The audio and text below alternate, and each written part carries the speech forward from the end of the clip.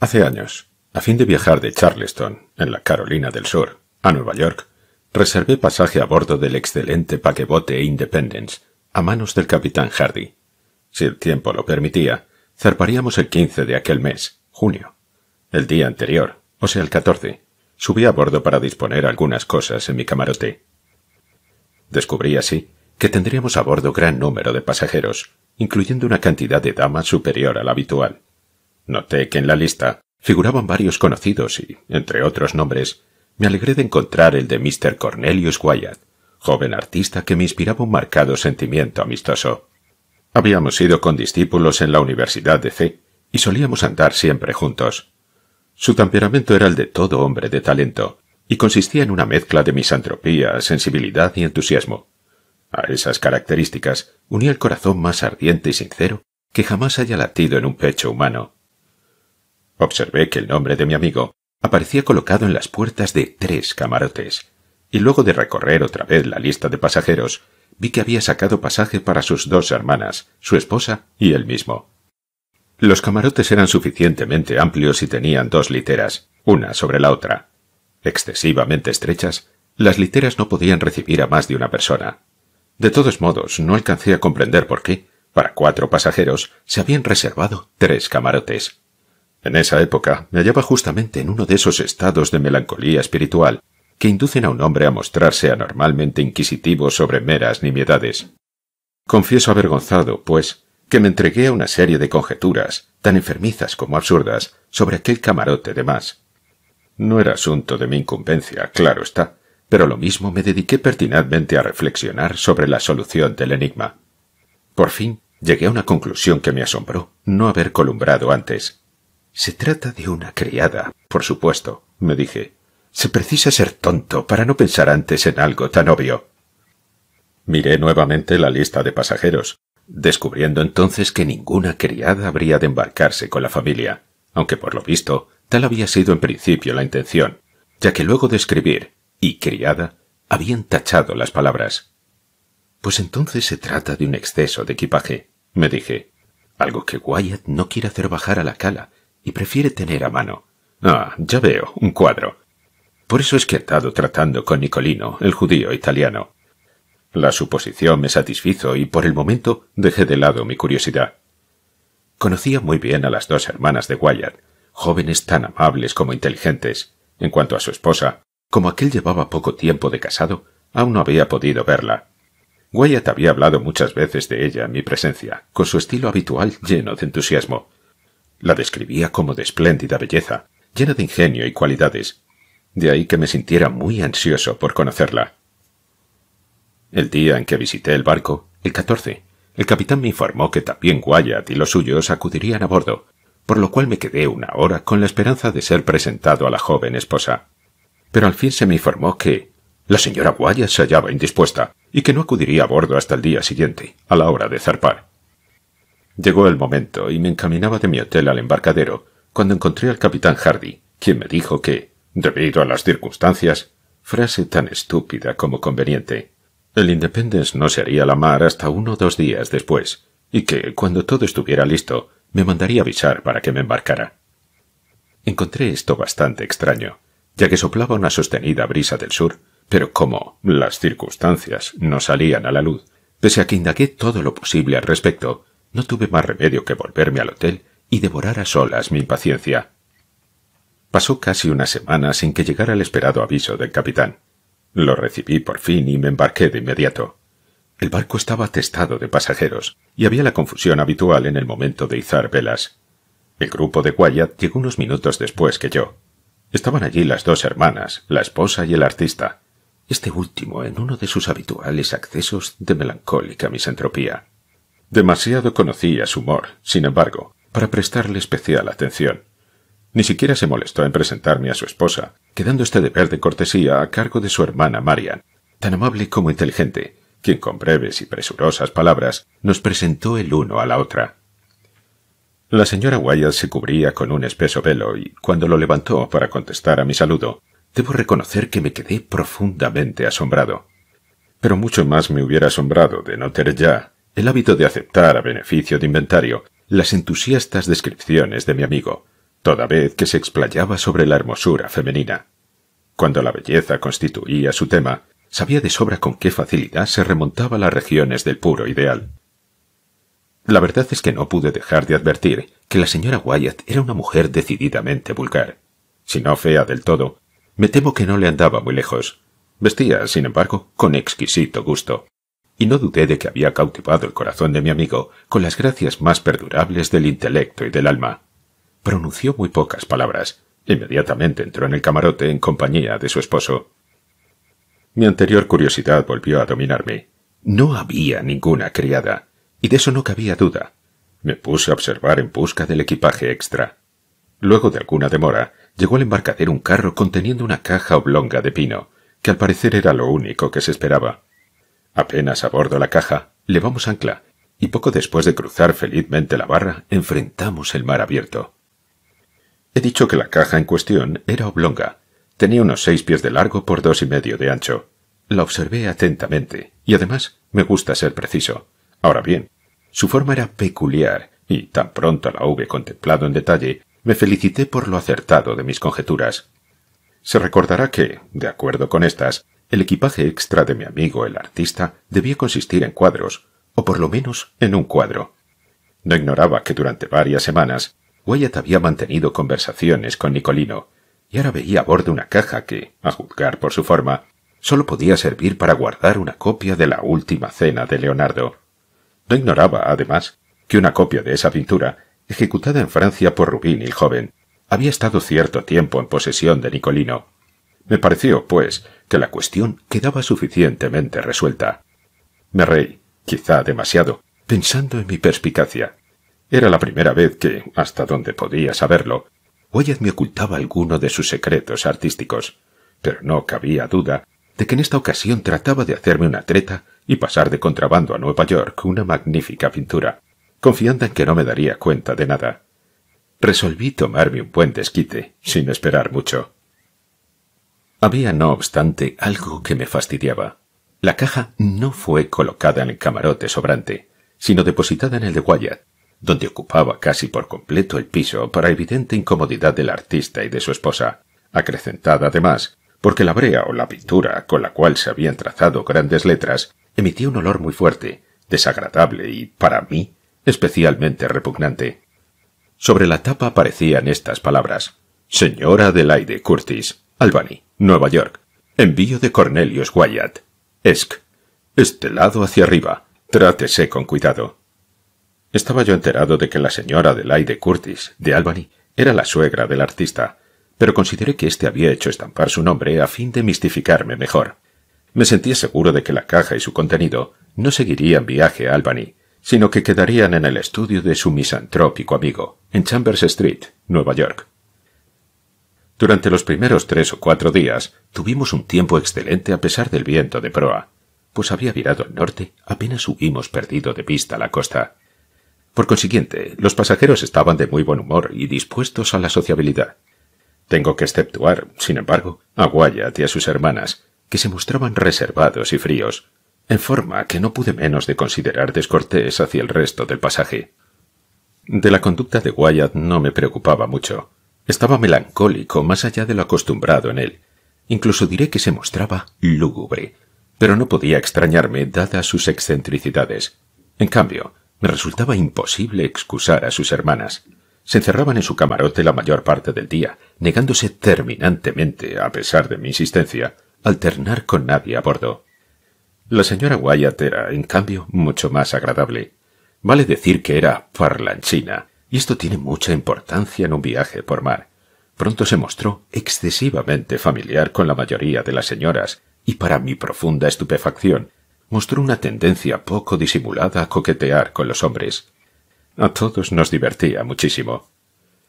Digo divertía, pero apenas sí sé cómo explicarme. La verdad es que muy pronto advertí que la gente se reía más de ella que por ella. Los caballeros reservaban sus opiniones, pero las damas no tardaron en declararla una excelente mujer, nada bonita, sin la mejor educación y decididamente vulgar. Lo que asombraba a todos era cómo Wyatt había podido caer en la trampa de semejante matrimonio. Se pensaba, claro está, en razones de fortuna, Pero yo sabía que la solución no residía en eso, pues Wyatt me había informado de que su esposa no aportaba un solo centavo al matrimonio, ni tenía la menor esperanza de heredar. Se había casado con ella, según me dijo, por amor y solamente por amor, pues su esposa era más que merecedora de cariño. Pensando en estas frases de mi amigo, me sentí perplejo más allá de toda descripción. ¿Podía ser que estuviera perdiendo la razón? ¿Qué otra cosa podía pensar? Él, tan refinado, tan intelectual, tan exquisito, con una perfección finísima de todo lo imperfecto, con tan aguda apreciación de la belleza. A decir verdad, la dama parecía muy enamorada de él, especialmente en su ausencia, y se ponía en ridículo al citar repetidamente lo que había dicho su adorado esposo el señor Wyatt. La palabra esposo parecía siempre, para usar una de sus delicadas expresiones, en la punta de su lengua. Pero entretanto todos advirtieron que él la evitaba de la manera más evidente y que prefería encerrarse solo en su camarote, donde bien podía decirse que vivía, dejando plena libertad a su esposa para que se divirtiera a gusto en las reuniones del salón. De lo que había visto y oído, extraje la conclusión de que el artista, movido por algún inexplicable capricho del destino, o presa quizá de un acceso de pasión tan entusiasta como fantástico, se había unido a una persona por completo inferior a él, y que no había tardado en sucumbir a la consecuencia natural, o sea, a la más viva repugnancia.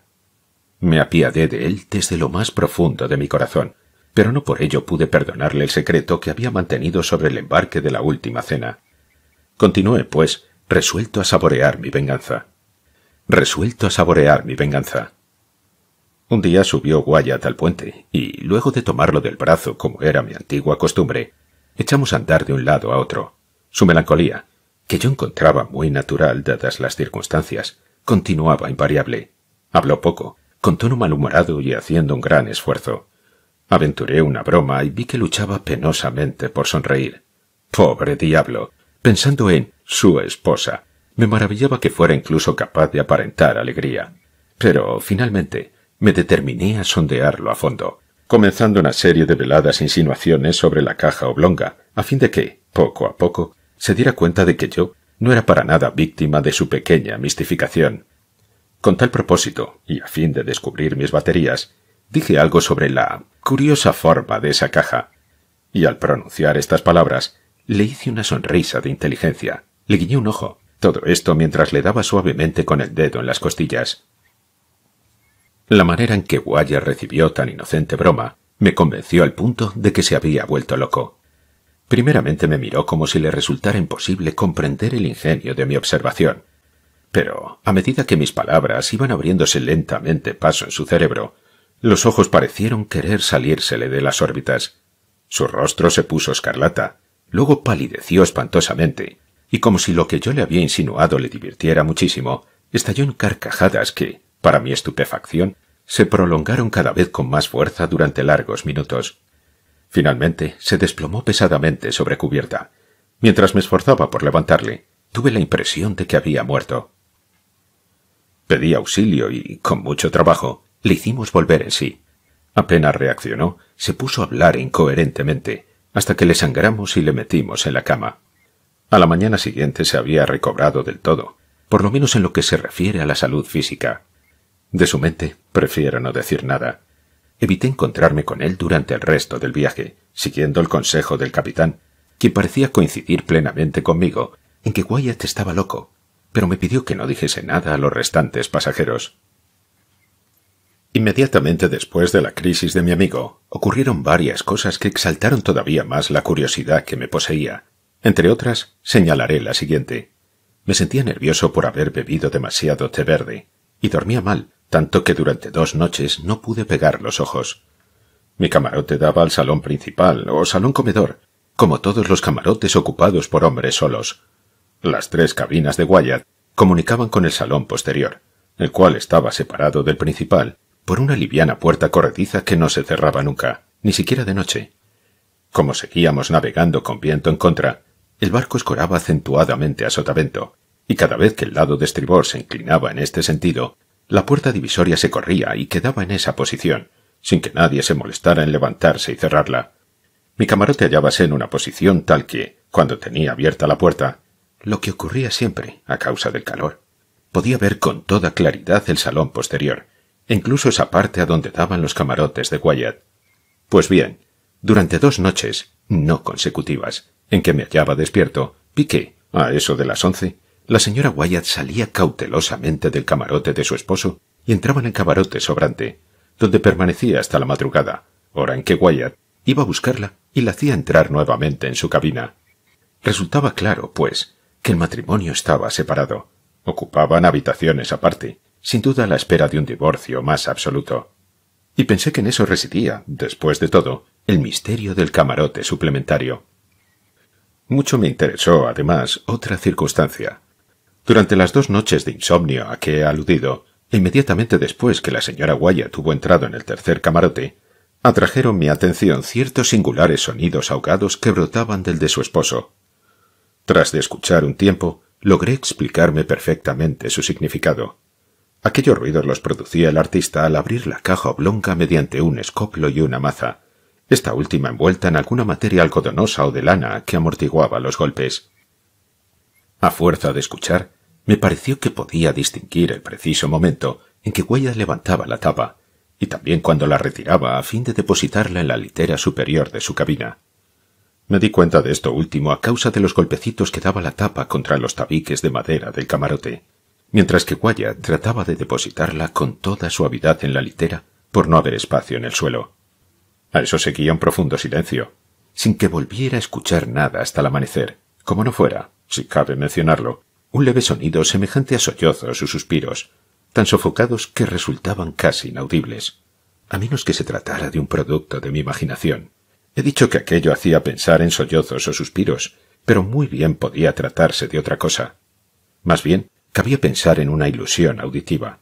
Sin duda, de acuerdo con sus hábitos, Wyatt se entregaba a uno de sus caprichos, dejándose llevar por un arrebato de entusiasmo artístico, y abría la caja oblonga, a fin de regalar sus ojos con el tesoro pictórico que encerraba. Por supuesto, nada había en esto que justificara un rumor de sollozos. Repito, pues, que debía tratarse de una alucinación de mi mente, excitada por el té verde del excelente capitán Hardy. En las 2 noches de que he hablado, poco antes del alba, oí cómo Wyatt volvía a colocar la tapa sobre la caja oblonga, introduciendo los clavos en sus agujeros por medio de la maza envuelta en trapos. Hecho esto, salía de su camarote completamente vestido, e iba en busca de la señora Wyatt, que se encontraba en la otra cabina. Llevábamos 7 días en el mar, y habíamos pasado ya el cabo Hatteras, cuando nos asaltó un fortísimo viento del sudoeste. Como el tiempo se había mostrado amenazante, no nos tomó desprevenidos. Todo a bordo estaba bien aparejado, y cuando el viento se hizo más intenso, nos dejamos llevar con 2 rizos de la mesana cangreja y el trinquete. Con este velamen navegamos sin mayor peligro durante 48 horas, ya que el barco resultó ser muy marino y no hacía agua. Pero, al cumplirse este tiempo, el viento se transformó en huracán, y la mesana cangreja se hizo pedazos, con lo cual quedamos de tal modo a merced de los elementos que de inmediato nos barrieron varias olas enormes en rápida sucesión. Este accidente nos hizo perder 3 hombres, aparte de quedar destrozadas las amuradas de babor y la cocina. Apenas habíamos recobrado algo de calma cuando el trinquete voló en jirones, lo que nos obligó a izar una vela de estay, pudiendo así resistir algunas horas, pues el barco capeaba el temporal con mayor estabilidad que antes. Pero el huracán mantenía toda su fuerza, sin dar señales de amainar. Pronto se vio que la enjarciadura estaba en mal estado, soportando una excesiva tensión. Al tercer día de la tempestad, a las 5 de la tarde, un terrible bandazo a barlovento mandó por la borda nuestro palo de mesana. Durante más de 1 hora luchamos por terminar de desprenderlo del buque, a causa del terrible rolido. Antes de lograrlo, el carpintero subió a anunciarnos que había 4 pies de agua en la sentina. Para colmo de males, descubrimos que las bombas estaban atascadas y que apenas servían. Todo era ahora confusión y angustia, pero continuamos luchando para aligerar el buque, tirando por la borda la mayor parte del cargamento y cortando los 2 mástiles que quedaban. Todo esto se llevó a cabo, pero las bombas seguían inutilizables y la vía de agua continuaba inundando la cala. A la puesta del sol, el huracán había amainado sensiblemente, y como el mar se calmara, abrigábamos todavía esperanzas de salvarnos en los botes. A las 8 de la noche las nubes se abrieron a barlovento, y tuvimos la ventaja de que nos iluminara la luna llena, la cual devolvió el ánimo a nuestros abatidos espíritus. Después de una increíble labor, pudimos por fin botar al agua la chalupa, y embarcamos en ella a la totalidad de la tripulación y a la mayor parte de los pasajeros. Alejóse la chalupa y, al cabo de muchísimos sufrimientos, llegó finalmente sana y salva a Ocracoke Inlet, 3 días después del naufragio. 14 pasajeros quedamos a bordo con el capitán, resueltos a intentar fortuna con el botequín de popa. Lo botamos sin dificultad, aunque solo por milagro no se volcó al tocar el agua, y embarcaron en él el capitán y su esposa, Wyatt y su familia, un oficial mexicano con su esposa y sus 4 hijos, y yo con mi criado de color. Como es natural, no había allí espacio para otra cosa que unos pocos instrumentos imprescindibles, provisiones y las ropas que llevábamos puestas. Nadie había pensado siquiera en salvar otros bienes. ¿Cuál no sería nuestra estupefacción cuando, apenas alejados del barco, vimos a Wyatt que se ponía de pie en la popa del bote y, fríamente, pedía al capitán Hardy que nos acercáramos otra vez al barco para embarcar su caja oblonga? «Siéntese usted, señor Wyatt», replicó el capitán con alguna severidad. «Terminará por hacer zozobrar el bote si no se está quieto. ¿No ve que la borda está al ras del agua?» «¡La caja!», vociferó Wyatt, siempre de pie. «La caja, le digo. Capitán Hardy, no puede usted rehusarme lo que le pido. No, no puede. No pesa casi nada, apenas una nada. Por la madre que le dio a luz, por el amor del cielo, por lo que más quiera, le imploro que volvamos a buscar la caja». Durante un momento el capitán pareció conmovido por las súplicas, pero no tardó en recobrar su aire adusto y replicó: «Señor Wyatt, está usted loco y no lo escucharé. Siéntese, le digo, o hará zozobrar el bote. Vosotros, sujetadlo, pronto o saltará al agua. Ah, demasiado tarde». En efecto, al decir el capitán estas palabras, Wyatt se había arrojado al agua, y como todavía estábamos al socaire del buque, logró, tras un sobrehumano esfuerzo, sujetarse de una cuerda que colgaba a proa. Un instante después trepaba a cubierta y corría frenéticamente hasta la escotilla que llevaba a los camarotes. Entretanto, habíamos sido llevados hacia la popa del barco, y sin la protección de su casco, quedamos inmediatamente a merced del terrible oleaje. Nos esforzamos por acercarnos otra vez, pero nuestro pequeño bote era como una pluma en el soplo de la tempestad. Nos bastó una ojeada para comprender que el destino del infortunado artista estaba sellado. A medida que aumentaba nuestra distancia del buque casi sumergido, vimos que el loco, ya que sólo podíamos considerarlo como tal, aparecía otra vez en cubierta y, con fuerzas que parecían las de un gigante, arrastraba consigo la caja oblonga. Mientras lo contemplábamos en el colmo de la estupefacción, vimos que arrollaba rápidamente una cuerda a la caja y la pasaba luego varias veces por su cuerpo. Un instante después, ambos caían al mar, desapareciendo instantáneamente y para siempre. Por un momento detuvimos el movimiento de los remos, clavados los ojos en el lugar del drama. Por fin reanudamos nuestros esfuerzos, y pasó una hora sin que nadie dijera una palabra. Yo me atreví, por fin, a insinuar una observación. ¿Reparó usted, capitán, en cómo se hundieron de golpe? ¿No es sumamente curioso? Confieso que por un momento tuve una débil esperanza de que Wyatt se salvaría, al ver que se ataba la caja y se confiaba así al mar. «Por supuesto que se hundieron y con la rapidez de una bala de plomo», repuso el capitán. «Sin embargo, volverán a subir a la superficie, pero no antes de que la sal se disuelva». «¿La sal?», exclamé. «¡Shh!», dijo el capitán, señalándome a la esposa y hermanas del muerto. «Ya hablaremos de esas cosas en un momento más oportuno».